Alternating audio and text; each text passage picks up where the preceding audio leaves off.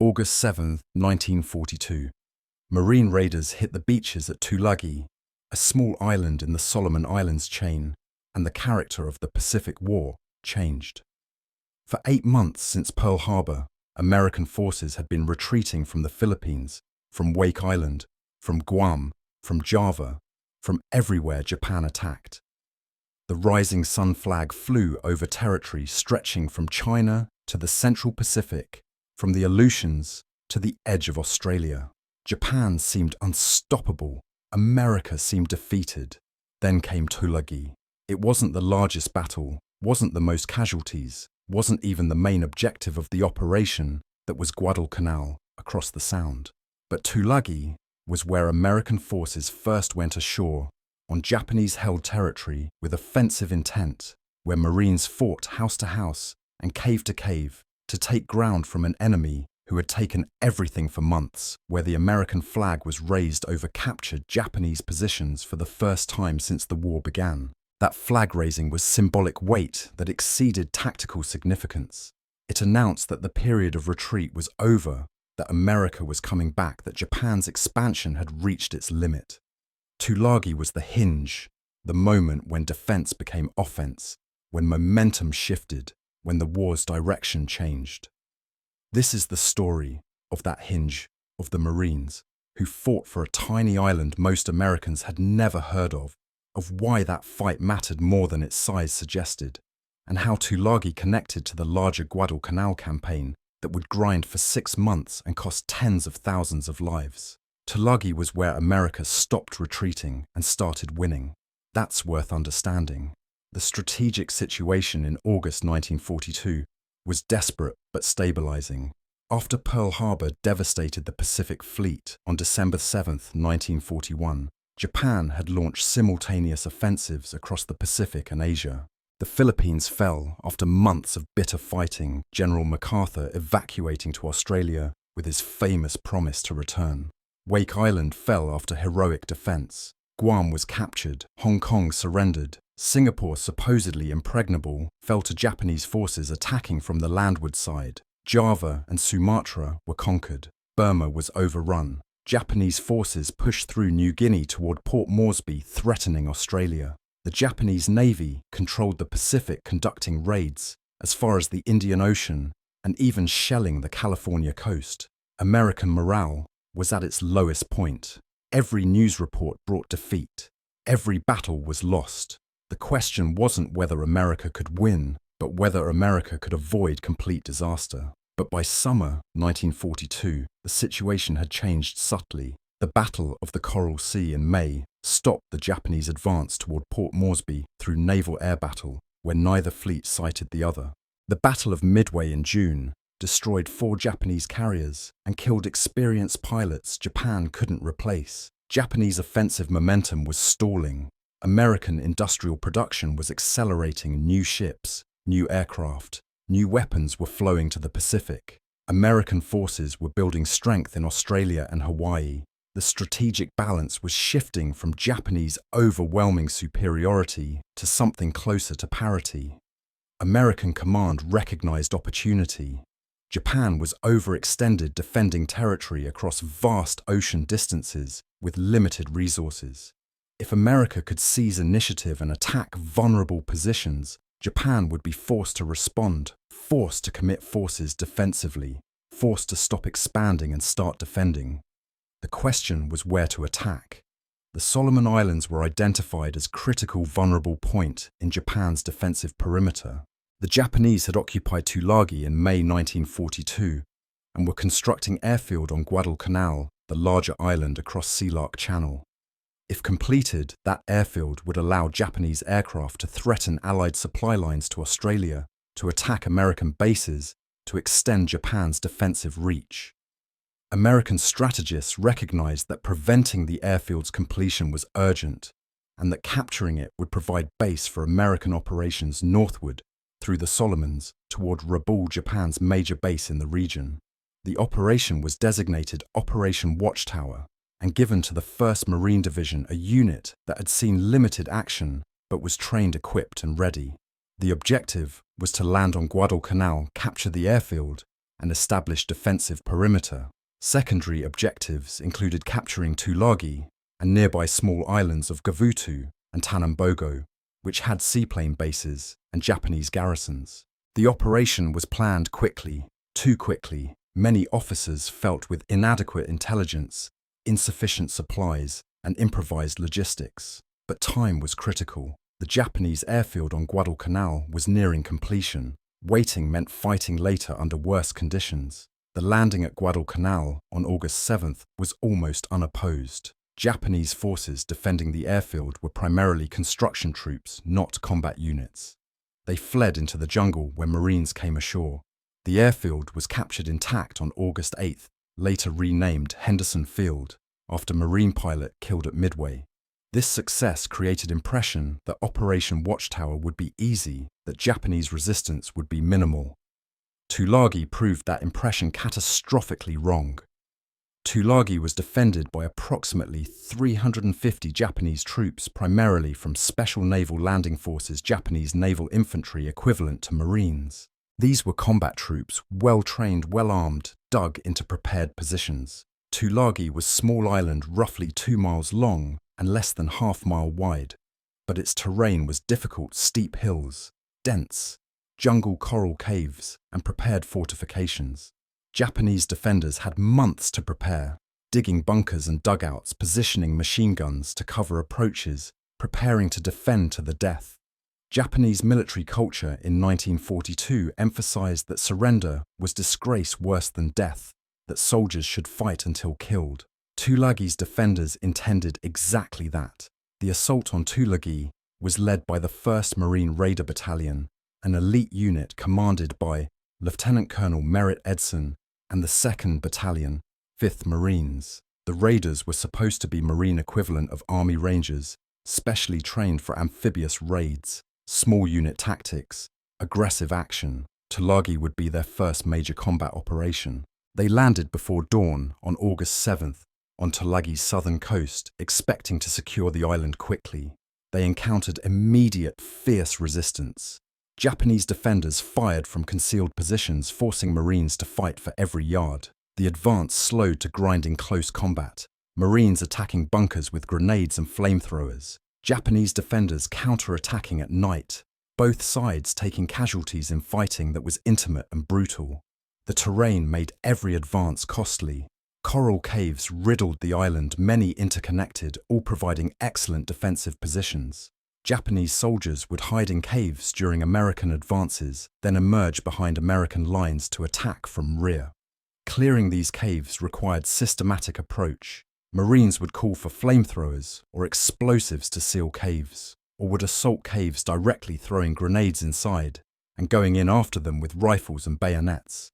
It was dangerous, exhausting work. Marines couldn't bypass cave positions because bypassed enemies would attack from behind.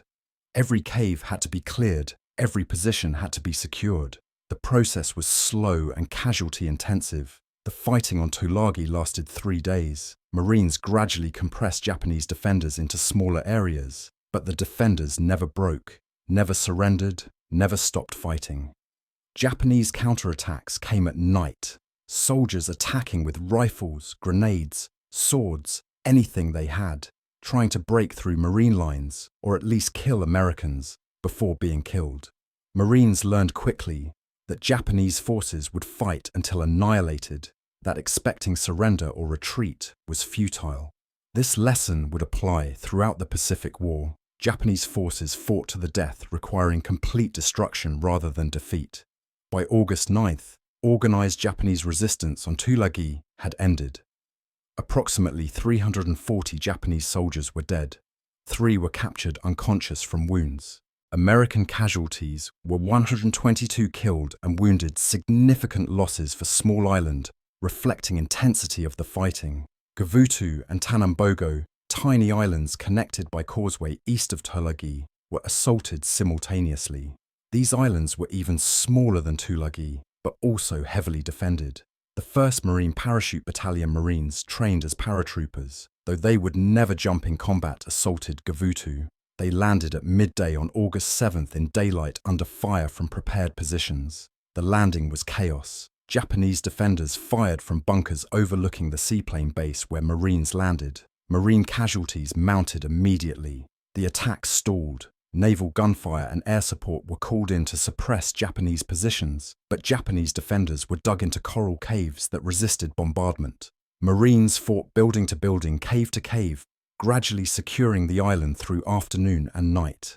The fighting was vicious. Marines used flamethrowers, demolitions, and direct assault to clear positions. By evening of August 8th, Gavutu was secured after over 24 hours of continuous combat. Tanambogo, connected to Gavutu by narrow causeway, was assaulted on August 8th after Gavutu was secured. Initial attack was repulsed. Marines crossing the causeway were caught in crossfire and forced to withdraw. A second assault supported by tanks succeeded in establishing foothold. The tanks were M3 Stuart light tanks brought ashore on Gavutu and driven across the causeway. Their 37mm guns and machine guns provided fire support that allowed Marine infantry to advance. Fighting on Tanambogo continued through August 8th and into August 9th before the island was secured.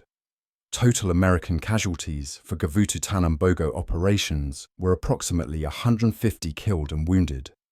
Japanese garrison of approximately 500 was almost entirely killed. The symbolic importance of Tulagi exceeded its tactical value. American forces had gone ashore on Japanese-occupied territory, fought Japanese forces in close combat and won. The American flag was raised over Tulagi on August 9, 1942, the first time since December 7, 1941, that American forces had captured and held enemy territory. Photographs of that flag raising were distributed to press published in newspapers used in newsreels. The symbolism was powerful.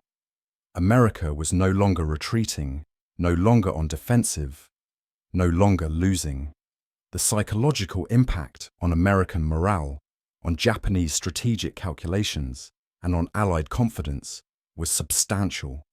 The physical piece of territory captured 3 small islands with total area of a few square miles was militarily insignificant. The meaning of capturing it was immense. For American forces, Tulagi demonstrated that Japanese soldiers could be beaten in ground combat. The myth of Japanese invincibility built on 8 months of victories was broken. Marines learned that Japanese forces fought fanatically but could be destroyed through superior firepower, combined arms coordination, and aggressive tactics. They learned that Japanese night attacks were dangerous but not unstoppable. They learned that caves had to be cleared systematically and that bypassing positions was fatal. These lessons would apply throughout the Pacific War in battles like Tarawa Saipan, Iwo Jima, and Okinawa. Tulagi was the first time American forces encountered prepared Japanese defensive positions and learned how to defeat them. For Japanese forces, Tulagi demonstrated that America was willing and able to conduct offensive operations. Japanese strategic planning had assumed America would remain defensive for at least a year while rebuilding forces. The speed of American offensive action, only 8 months after Pearl Harbor, surprised Japanese command. The loss of Tulagi and Guadalcanal's airfield forced Japan to respond to commit forces to retaking the positions to shift from offensive to defensive operations in the Solomons. This shift consumed Japanese resources and attention that might have been applied elsewhere. Japan was forced to fight battles on American terms, in locations America chose, at times America dictated. Strategic initiative was shifting. The connection to the larger Guadalcanal campaign is direct and critical. Tulagi provided anchorage and seaplane base that supported American operations on Guadalcanal. The captured airfield on Guadalcanal Henderson Field became the center of the campaign. American aircraft flying from Henderson attacked Japanese shipping, bombed Japanese positions, provided air cover for American forces. Japanese forces made repeated attempts to retake Henderson Field through ground attacks and naval bombardment. The campaign ground on for 6 months until February 1943, in brutal attrition warfare, where both sides committed massive resources. Naval battles in the waters around Guadalcanal, known as Iron Bottom Sound, because of the number of ships sunk there, were some of the fiercest of the war. ground fighting on Guadalcanal was sustained combat in jungle terrain against determined enemy. The Guadalcanal campaign cost approximately 7,000 American killed and 30,000 Japanese killed, plus dozens of ships and hundreds of aircraft lost by both sides. But Tulagi was where it started. Without capturing Tulagi, the Guadalcanal operation would have been more difficult, possibly unsustainable. Tulagi provided the base infrastructure that made Guadalcanal tenable. More importantly, Tulagi provided the psychological proof that American forces could conduct successful offensive operations against Japanese positions. If Tulagi had failed, if Marines had been repulsed, if casualties had been prohibitive, if Japanese defenders had held the entire character of the Pacific War, might have been different. American command might have decided offensive operations were premature. Strategic planning might have reverted to defensive posture. But Tulagi succeeded, and that success validated offensive strategy. The broader strategic context of mid-1942 shows why Tulagi mattered beyond the battle itself. America and Japan were locked in competition for time and resources. Japan needed time to consolidate conquest, to extract resources from occupied territories, to build defenses that would make reconquest too costly for America to attempt.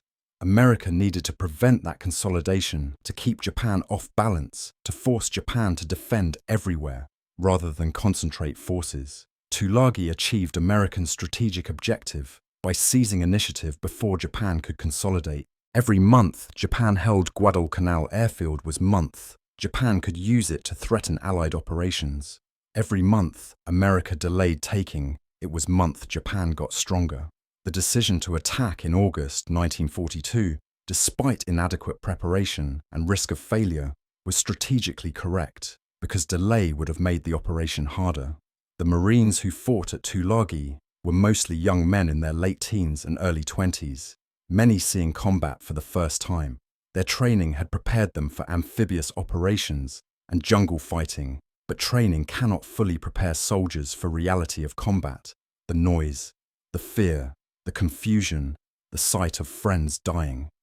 Marines at Tulagi learned combat's reality quickly. They learned that Japanese soldiers would not surrender, that nighttime was when attacks came, that caves were death traps, that flamethrowers were essential, that naval gunfire support was life-saving. They learned to trust their NCOs and officers, to rely on their fellow Marines to keep fighting even when exhausted and terrified.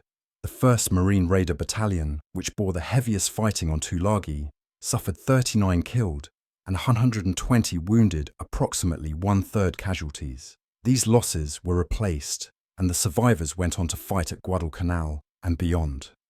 But Tulagi was where they became combat veterans, where they learned what war actually was. The leadership at Tulagi deserves recognition. Lieutenant Colonel Merritt Edson, commanding the Raiders, was aggressive and competent commander who led from front and made tactical decisions that minimized casualties while maintaining momentum. He would later command the defense of Edson's Ridge on Guadalcanal in September 1942, one of the critical battles that saved Henderson Field. Major General Alexander Vandergrift, commanding the 1st Marine Division, coordinated the entire operation with limited resources and inadequate intelligence. He made decisions under uncertainty and got most of them right. Naval commanders, particularly Rear Admiral Richmond Kelly Turner, provided amphibious transport and fire support despite threat from Japanese naval forces. The success at Tulagi reflected competent leadership at every level, which was not guaranteed in America's first offensive operation of the war. The Japanese perspective on Tulagi reveals different assessment of the battle's significance. Japanese command viewed Tulagi's loss as setback but not disaster. The garrison had fought as expected to the death and had inflicted casualties on American forces. Japanese command believed Guadalcanal could be retaken through counteroffensive, that American forces could be driven off the island, that the situation was recoverable. This belief led Japan to commit forces to Guadalcanal campaign in piecemeal fashion, sending reinforcements that were defeated individually rather than concentrating overwhelming force for decisive counterattack. Japanese strategic error. was underestimating American commitment to holding Guadalcanal and overestimating their own ability to retake it. That error cost Japan dearly. The technological and tactical lessons from Tulagi influenced American Pacific War strategy. Marines learned that amphibious assaults required overwhelming fire support, naval gunfire, air support, and direct fire from supporting weapons. They learned that Japanese cave positions required specialized weapons, flamethrowers, explosives, tanks when available. They learned that night defense required organization and discipline because Japanese attacks would come when visibility was worst. These lessons were incorporated into training and doctrine. Subsequent amphibious operations in the Pacific used more naval gunfire preparation, more air support, and better equipped assault forces. Tulagi was the laboratory where American forces learned what worked and what didn't, and those lessons saved lives in later battles. The media coverage of Tulagi was significant for American home front morale. After 8 months of defeat, American public needed victory. Tulagi provided it. Newspapers ran stories of Marine heroism, of Japanese positions captured, of American flag raised over enemy territory.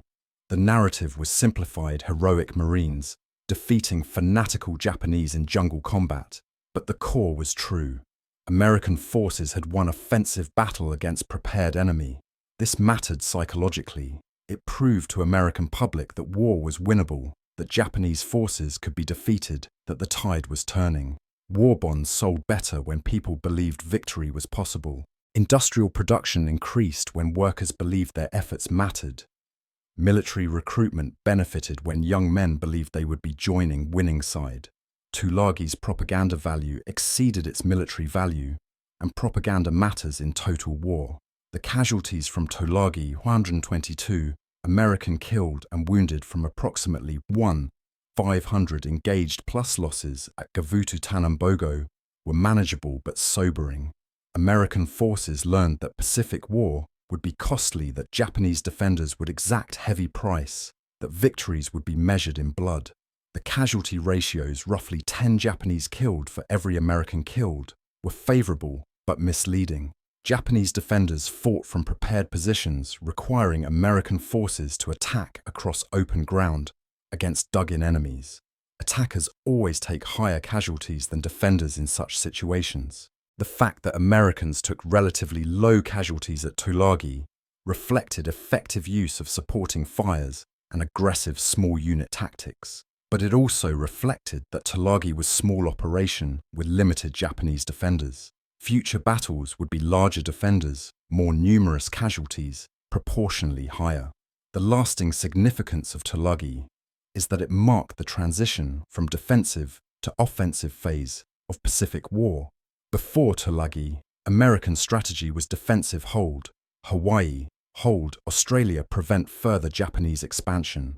After Tulagi, American strategy became offensive, seize Japanese positions, advance through island chains toward Japan, destroy Japanese forces wherever encountered.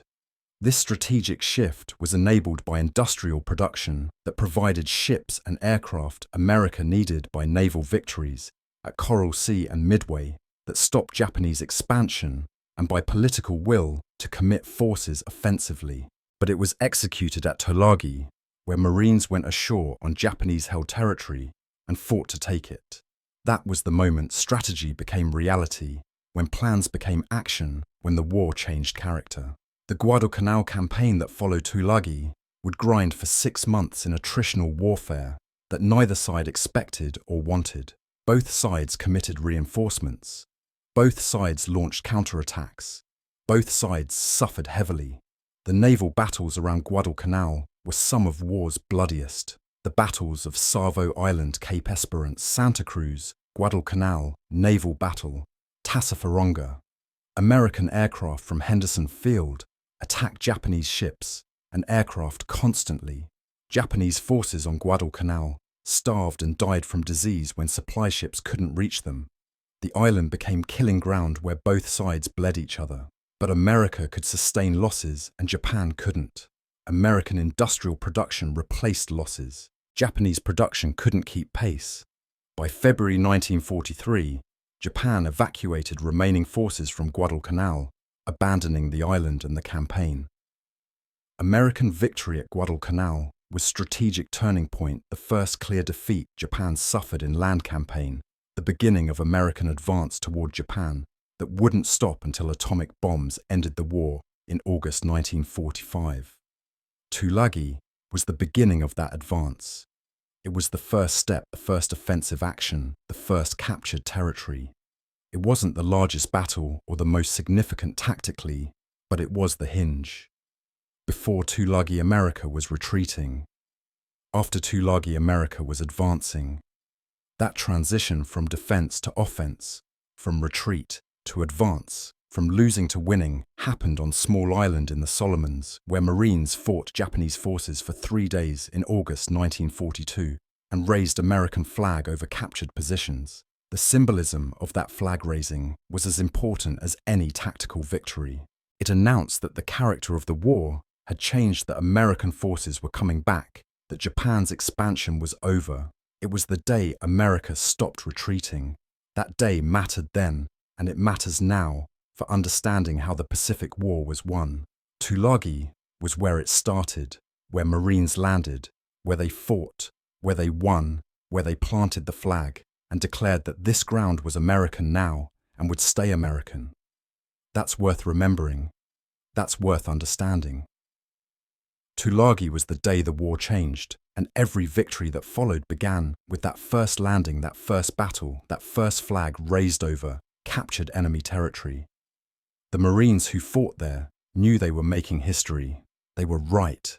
Tulagi was where America stopped retreating and started winning. That's its legacy.